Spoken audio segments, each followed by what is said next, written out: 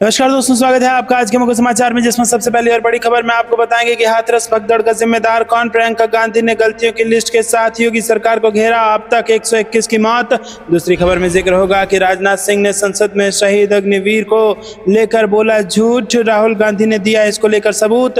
तीसरी खबर में आपको बताएंगे कि नीतीश की ईमानदारी से तंग 10 पुलों ने पानी में कूदकर आत्महत्या कर ली और तेजस्वी ने चाचा पर टोन बदला। इसी के साथ खबर में आगे जिक्र होगा कि मुसलमानों ने बदला 2024 के चुनावों का नतीजा, मौलाना अरशद मदनी का बड़ा दावा, राहुल और अखिलेश को कही ये बड़ी बात। और इसी के साथ खबर में आगे बताएंगे कि अंतरिक्ष जाने से पहले गैर जैविक प्रधानमंत्री को मणिपुर जाना चाहिए, पीएम मोदी पर जयराम रमेश का तंज। जी हां दोस्तों, इसी प्रकार की तमाम बड़ी खबरें आपके लिए लेकर आए हैं। लेकिन उससे पहले अगर आपको भी ऐसा लगता है कि 2024 के लोकसभा चुनाव के बाद विपक्ष हो चुका है काफी ज्यादा मजबूत, तो वीडियो को कीजिए लाइक और चैनल को सब्सक्राइब करके बेल आइकन दबाकर कमेंट में लिखिए जय हिंद। रुक करते हैं सबसे पहले और बड़ी खबर की तरफ। हाथरस भगदड़ का जिम्मेदार कौन। प्रियंका गांधी ने गलतियों की लिस्ट के साथ योगी सरकार को घेरा, अब तक 121 की जा चुकी है जान। जी हां दोस्तों, उत्तर प्रदेश के मुख्यमंत्री योगी आदित्यनाथ ने हाथरस में सत्संग के दौरान हुई भगदड़ कांड की न्यायिक जांच कराने का निर्णय लिया है। सीएम योगी ने हाईकोर्ट के रिटायर्ड जज की अध्यक्षता में न्यायिक जांच कराने के निर्देश दिए हैं। साथ ही सीएम योगी ने कहा है कि इस हादसे के जो भी लोग जिम्मेदार हैं उन्हें उनकी सजा दिलाई जाएगी, कोई भी दोषी बच नहीं पाएगा। और वहीं इस घटना को लेकर सपा सांसद अखिलेश यादव के बाद अब कांग्रेस महासचिव प्रियंका गांधी ने यूपी की योगी सरकार पर निशाना साधा है। प्रियंका गांधी ने पूछा कि हाथरस में जो दुखद घटना घटी उसका जिम्मेदार कौन है। बता दें कि इस हादसे में अब तक 121 लोगों की मौत हो चुकी है। कांग्रेस महासचिव प्रियंका गांधी ने अपने आधिकारिक एक्स पर पोस्ट करते हुए हमला बोला। प्रियंका गांधी ने लिखा कि अनुमति से 3 गुना ज्यादा भीड़, मौके पर प्रशासन नहीं और भीड़ मैनेजमेंट का इंतजाम नहीं, और भीषण गर्मी से बचने का कोई उपाय नहीं, कोई मेडिकल टीम नहीं, घटना के बाद इंतजाम नहीं और भीषण गर्मी से बचने का कोई उपाय नहीं, कोई मेडिकल टीम नहीं, घटना के बाद एम्बुलेंस नहीं, मदद के लिए कोई फोर्स नहीं, अस्पताल में डॉक्टर और सुविधाएं नहीं, लापरवाहियों की इतनी लंबी लिस्ट है लेकिन किसी की कोई जवाबदेही नहीं। प्रियंका गांधी ने पूछा कि हाथरस में जो दुखद घटना घटी है उसका जिम्मेदार कौन है। रुक करते हैं अगली ब्रेकिंग न्यूज की तरफ।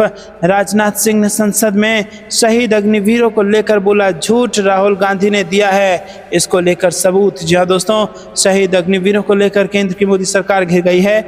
लोकसभा में नेता प्रतिपक्ष राहुल गांधी के भाषण के बीच रक्षा मंत्री राजनाथ सिंह ने कहा था कि शहीद अग्निवीरों के परिवारों को 1 करोड़ रुपए मुआवजे के रूप में मिलता है। हालांकि राहुल गांधी अब सबूत के साथ सामने आए हैं और शहीद के परिजनों का वीडियो जारी कर दिया है। राहुल गांधी ने जम्मू कश्मीर में शहीद हुए लुधियाना के अग्निवीर अजय के परिवार को मुआवजा न मिलने की बात उठाई है। उन्होंने गुरुवार शाम को ट्विटर पर एक वीडियो पोस्ट करते हुए कहा कि संसद में रक्षा मंत्री ने शिवजी की तस्वीर के सामने शहीद अग्निवीर के परिवार को सहायता मिलने के बारे में झूठ बोला। वीडियो में राहुल गांधी ने कहा कि शहीद अग्निवीर के पिता ने सच्चाई बताई है कि उन्हें मुआवजा नहीं मिला। रक्षा मंत्री को संसद, देश, सेना और शहीद अग्निवीर के परिवार से माफ़ी मांगनी चाहिए। राहुल गांधी ने जो वीडियो पोस्ट किया उसमें वो शहीद अजय के पिता से बात करते नजर आ रहे हैं। वीडियो में अजय के पिता कहते हैं कि हमें कोई मदद नहीं मिली, सेंट्रल गवर्नमेंट से कुछ नहीं मिला, कहा गया था कि पैसे आएंगे लेकिन कुछ नहीं मिला है। राहुल गांधी ने वीडियो में शहीद के पिता का नया वीडियो क्लिप भी दिखाया है जिसमें वो कहते हैं कि राजनाथ सिंह ने बयान दिया है कि शहीद के परिवार को 1 करोड़ रुपए मिल चुका है, हमें ना ही कोई पैसा आया और ना ही इसे लेकर कोई जानकारी मिली है। बता दें कि नेता प्रतिपक्ष राहुल गांधी ने सोमवार को लोकसभा में राष्ट्रपति के अभिभाषण पर चर्चा में भाग लेते हुए अग्निवीर योजना को लेकर सवाल उठाए थे। उन्होंने दावा किया था कि अग्निवीर को मोदी सरकार शहीद का दर्जा नहीं देती तथा उन्हें मुआवजा नहीं दिया जाता। इस पर रक्षा मंत्री सिंह ने गांधी पर सदन को गुमराह करने का आरोप लगाया था और कहा था कि शहीद अग्निवीर के परिवार को 1 करोड़ रुपए की वित्तीय सहायता दी जाती है। रुक करते हैं अगली ब्रेकिंग न्यूज की तरफ। नीतीश की ईमानदारी से तंग 10 फूलों ने पानी में कूदकर आत्महत्या कर ली है, तेजस्वी ने चाचा पर टोन बदल लिया। जी हां दोस्तों, बिहार के पूर्व डिप्टी सीएम और राष्ट्रीय जनता दल के नेता तेजस्वी यादव ने मुख्यमंत्री नीतीश कुमार पर बहुत दिनों के बाद सीधा हमला करना शुरू कर दिया है। तेजस्वी यादव ने बिहार में लगातार गिर रहे पुल पोल की खबरों को लेकर बुधवार को तंज भरा ट्वीट किया है कि नीतीश कुमार की रिकॉर्ड तोड़ ईमानदारी से तंग आकर 15 दिनों के अंदर ही 10 पुलों ने पानी में डूबकर आत्महत्या कर ली है। ताज़ा मामला सीवान का है, जहां गंडकी और धमही नदी पर बने 3 छोटे पुल टूट गए, जिससे कई गांव का संपर्क दूसरे इलाकों से कट गया है। बिहार में इससे पहले 18 जून को अररिया, 22 जून को सीवान, 23 जून को मोतिहारी, 27 जून को किशनगंज और 28 जून को मधुबनी में अलग अलग पुल टूट गए थे या बह गए थे। तेजस्वी यादव ने सोशल साइट एक्स पर ट्वीट में लिखा कि और बिहार में आज का चौथा पुल गिरा और बीजेपी और नीतीश कुमार की बिहार में 18 वर्षों की रिकॉर्ड तोड़ ईमानदारी से तंग आकर 15 दिन अभी समाचार लिखे जाने तक कुल 10 पुलों ने पानी में कूदकर आत्महत्या कर ली है। रुक करते हैं अगली ब्रेकिंग न्यूज़ की तरफ। मुसलमानों ने बदला 2024 के चुनावों का नतीजा, मौलाना अरशद मदनी का बड़ा दावा, राहुल अखिलेश को कह दी ये बड़ी बात। जी हाँ दोस्तों, जमीयत उलेमाए हिंद के राष्ट्रीय अध्यक्ष मौलाना अरशद मदनी ने बुधवार को बड़ा दावा किया। मौलाना अरशद मदनी ने कहा कि लोकसभा चुनाव 2024 के नतीजे अल्पसंख्यकों को, खासतौर से मुसलमानों की सूझबूझ के साथ की गई वोटिंग के कारण संभव हुआ है। मौलाना अरशद मदनी ने कहा कि चुनाव के परिणामों ने सांप्रदायिकता और नफरत की राजनीति को खारिज कर दिया है और ये अल्पसंख्यकों, विशेषकर मुसलमानों की सूझबूझ के साथ की गई वोटिंग के कारण संभव हुआ है। इसे स्वीकार किया जाना चाहिए कि अगर मतदाताओं ने सूझबूझ से वोटिंग ना की होती तो शायद परिणाम किसी हद तक उसके विपरीत होते। जमीयत उलेमाए हिंद के राष्ट्रीय अध्यक्ष मौलाना अरशद मदनी ने कहा कि देश के अल्पसंख्यकों, दलितों, दबे कुचले वर्गों और विशेष रूप से मुसलमानों ने संविधान और लोकतंत्र को बचाने के लिए इंडिया गठबंधन को वोट दिया। इसीलिए अब उन पार्टियों, विशेषकर कांग्रेस का यह नैतिक कर्तव्य है कि संविधान और लोकतंत्र की रक्षा करने के साथ साथ वो मतदाताओं, विशेषकर मुसलमानों के अधिकारों की लड़ाई के लिए भी आगे आएँ, ताकि उन उत्पीड़ितों का जो भरोसा इन दलों पर पुनः बहाल हुआ है वो बाकी रह सके। दोस्तों, आपको क्या कुछ लगता है कमेंट में जरूर बताइए। रुक करते हैं अगली ब्रेकिंग न्यूज़ की तरफ। अंतरिक्ष जाने से पहले गैर जैविक प्रधानमंत्री को मणिपुर जाना चाहिए, पीएम मोदी पर जयराम रमेश का तंज। जी हाँ दोस्तों, एक मीडिया रिपोर्ट का हवाला देते हुए जिसमें भारतीय अंतरिक्ष और अनुसंधान संगठन के प्रमुख एस सोमनाथ के हवाले से कहा गया है कि प्रधानमंत्री नरेंद्र मोदी भारत के पहले मानव अंतरिक्ष मिशन के लिए उम्मीदवार हो सकते हैं। कांग्रेस नेता जयराम रमेश ने गुरुवार को पीएम पर कटाक्ष करते हुए कहा कि इससे पहले वो अंतरिक्ष में जाते हैं, गैर जैविक प्रधानमंत्री को मणिपुर जाना चाहिए। एक्स पर रमेश ने 4 जुलाई को लिखा कि अंतरिक्ष में जाने से पहले गैर जैविक प्रधानमंत्री को मणिपुर जाना चाहिए। मीडिया रिपोर्ट में इसरो चीफ एस सोमनाथ के हवाले से कहा गया है कि पीएम मोदी भारत के पहले मानवयुक्त अंतरिक्ष मिशन गगनयान के लिए उम्मीदवार हो सकते हैं, जिसे 2025 में लॉन्च किया जाना है। एस सोमनाथ के हवाले से कहा गया है कि हालांकि उनके यानी कि पीएम मोदी के पास निश्चित रूप से कई अन्य अधिक महत्वपूर्ण जिम्मेदारियां हैं। मानव अंतरिक्ष उड़ान कार्यक्रम विकसित करना एक ऐसी क्षमता है जिसे हम विकसित करना चाहते हैं और गगनयान अंतरिक्ष कार्यक्रम विशेष रूप से अंतर्राष्ट्रीय अंतरिक्ष स्टेशन के लिए अंतरिक्ष यात्री प्रशिक्षण कार्यक्रम में योगदान करना चाहते हैं। रुक करते हैं अगली ब्रेकिंग न्यूज़ की तरफ। राजस्थान बीजेपी में बगावत, सीनियर नेता डॉक्टर किरोड़ी लाल मीणा ने मंत्री पद से दिया इस्तीफा। जी हाँ दोस्तों, लोकसभा चुनाव के नतीजे सामने आने के बाद अब भारतीय जनता पार्टी में बगावती सुर उठने लगे हैं। इसकी शुरुआत राजस्थान से हुई है। भाजपा के सीनियर नेता व राज्य सरकार में कृषि और ग्रामीण मंत्री किरोड़ी लाल मीणा ने मंत्री पद से इस्तीफा दे दिया। उनके इस्तीफे के बाद प्रदेश में सियासी हलचल तेज हो गई है। बताया जा रहा है कि मीणा ग्रामीण विकास मंत्रालय से, पंचायती राज और कृषि मंत्रालय से कृषि विपणन काटकर मंत्री बनाए जाने से पहले दिन से खफा थे। पिछले दिनों कृषि विभाग के इंजीनियरों के तबादलों को लेकर भी किरोड़ी लाल मीणा और पंचायती राज मंत्री मदन दिलावर के बीच तनातनी सामने आई थी। सरकार में मुख्यमंत्री भजन लाल शर्मा से भी किरोड़ी लाल मीणा के मतभेद काफ़ी बढ़ गए थे। इससे पहले डॉक्टर किरोड़ी लाल मीणा अपने भाई जगमोहन मीणा को दौसा लोकसभा सीट से टिकट दिलवाना चाह रहे थे, मगर पार्टी ने कन्हैया लाल मीणा को टिकट दे दिया। किरोड़ी लाल मीणा सवाई माधोपुर सीट से विधायक हैं, वहां भी बीजेपी बुरी तरह से हारी थी। किरोड़ी लाल मीणा ने लोकसभा चुनाव के दौरान कहा था कि उन्हें जिन सीटों की जिम्मेदारी मिली है, अगर वो हारते हैं तो इस्तीफा दे देंगे। तो दोस्तों आपको क्या कुछ लगता है कमेंट में जरूर बताइए, और वीडियो को अभी तक लाइक नहीं किया तो लाइक जरूर कीजिएगा।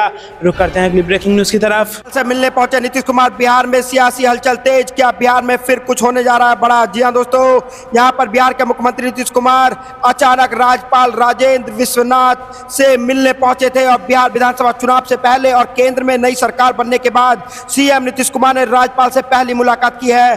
करीब 40 मिनट तक हुए इस मुलाकात के बाद यहां पर अहम माना जा रहा है, बताया जा रहा है कि राज्यपाल राजेंद्र विश्वनाथ और सीएम नीतीश कुमार के बीच हुए इस मुलाकात के दौरान बिहार और देश के राजनीतिक मुद्दे समेत विषय पर बातचीत हुई है। तो दोस्तों यहां पर नीतीश कुमार जो है राज्यपाल जी से मिलने गए थे, और यहां पर फिर से हो सकता है बड़ा खेल, क्योंकि इससे पहले जब आरजेडी और जेडीयू की सरकार थी तो उसके बाद भी वो राज्यपाल से मिलने गए थे, जिसके बाद रातों रात जो है वो सरकार पलट गई थी। उसके बाद अब फिर ऐसा हो रहा है कि केंद्र और राज्य में सरकार बनने के बाद जो है नीतीश कुमार राज्यपाल से मिलने गए हैं, और यहाँ पर 40 मिनट से ज्यादा मुलाकात हुई है। इस मुलाकात में क्या बातें हुई हैं? राजनीतिक बातें हुई हैं और कई मुद्दों पर बातें हुई हैं। ऐसा हो सकता है कि बिहार में राजनीतिक हलचल फिर से मच सकती है और बिहार की सत्ता को बदला जा सकता है। बता दें कि बिहार में 2025 में विधानसभा चुनाव होने वाले हैं। ऐसे में एनडीए ने बिहार में चुनाव की तैयारी अभी से शुरू कर दी है। राज्यपाल और सीएम नीतीश कुमार की इस मुलाकात को बिहार विधानसभा चुनाव से भी जोड़कर देखा जा सकता है। हालांकि इस मुलाकात में क्या मायने हैं यह तो आने वाले दिनों में ही पता चलेगा, लेकिन पटना में हो रही बारिश के बीच सीएम नीतीश कुमार का राज्यपाल से मिलने जाने काफी अहम बताया जा रहा है।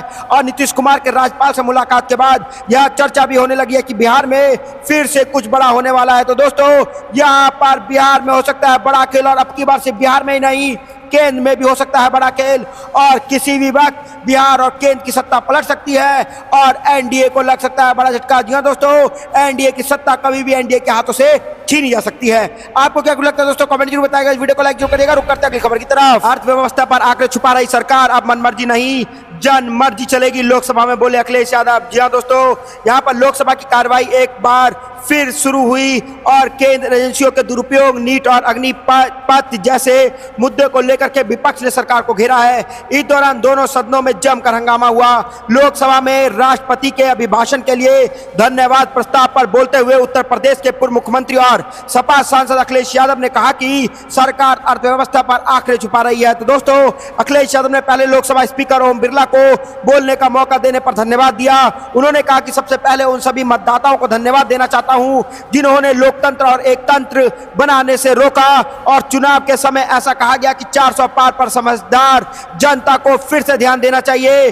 और उन्होंने कहा कि आवाम ने तोड़ दिया हुकूमत का गुमान, दरबार तो लगा है मगर बड़ी गमगीन बेनूर है, और पहली बार ऐसा लग रहा है कि हारी हुई सरकार विराजमान है। तो दोस्तों यहां पर अखिलेश यादव ने भाजपा को घेरते हुए साफ साफ कह दिया है कि यहां पर लग रहा है कि जो सरकार हार गई है वही सत्ता पर विराजमान है, और जनता ने हकीकत बता दिया है कि अगर आप यहां पर संविधान को छूने की कोशिश करोगे तो हम आपको उखाड़ फेंकने का काम करेंगे। तो दोस्तों जनता कह रही है कि चलने वाली नहीं या गिरने वाली सरकार है, क्योंकि ऊपर से जुड़ा कोई तार नहीं, नीचे कोई आधार नहीं, और अधर में जो लटकी हो वो कोई सरकार नहीं। तो दोस्तों ये पंचलाइन अखिलेश यादव ने भाजपा को लेकर के बोला है, और उन्होंने कहा कि चुनाव में पूरे इंडिया गठबंधन की जीत हुई है, यह इंडिया की सकारात्मक जीत हुई है। 2024 का परिणाम हम इंडिया गठबंधन वालों के लिए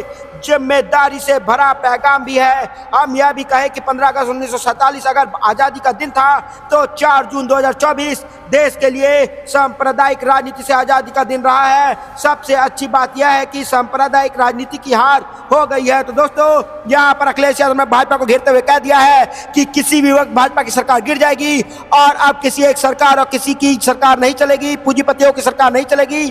अब ये लोकतंत्र का देश है, सिर्फ जनता की सरकार चलेगी। आपको क्या लगता है दोस्तों? कमेंट जरूर बताइएगा। इस वीडियो को लाइक जरूर करिएगा। रुक करते हैं अगली खबर की तरफ। एमपी विधानसभा में नरसिंह महा घोटाले पर चर्चा, मंत्री सारंग के इस्तीफे की मांग पर अड़ी कांग्रेस। जी हां दोस्तों, विधानसभा बजट सत्र के दूसरे दिन ही यहां पर नरसिंह घोटाले के लिए चर्चा हो रही है। विपक्ष जहां पूरा यहां पर पूर्व चिकित्सक शिक्षा मंत्री विश्वास सारंग को कैबिनेट से बर्खास्त करने की मांग पर अड़ी हुई है, वहीं सत्ता पक्ष सारंग के बचाव में है। जी हां दोस्तों, इस दौरान दोनों पक्षों में जमकर नोकझोंक देखने को मिल रही है। सदन में कांग्रेस विधायक जयवर्धन सिंह और हेमंत कठारे ने घोटाले के यहाँ पर परमार और दर्ज मुकदमे वापस लेने की भी मांग की है। तो दोस्तों यहाँ पर बड़ी खबर आ रही है और भाजपा के नेता को यहाँ पर घेर लिया है और मध्य प्रदेश विधानसभा चुनाव में नरसिंह घोटाले पर चर्चा यहाँ पर तेज हो गई है और मंत्री सारंग के इस्तीफे की मांग पर कांग्रेस यहाँ पर अड़िग है, क्योंकि दोस्तों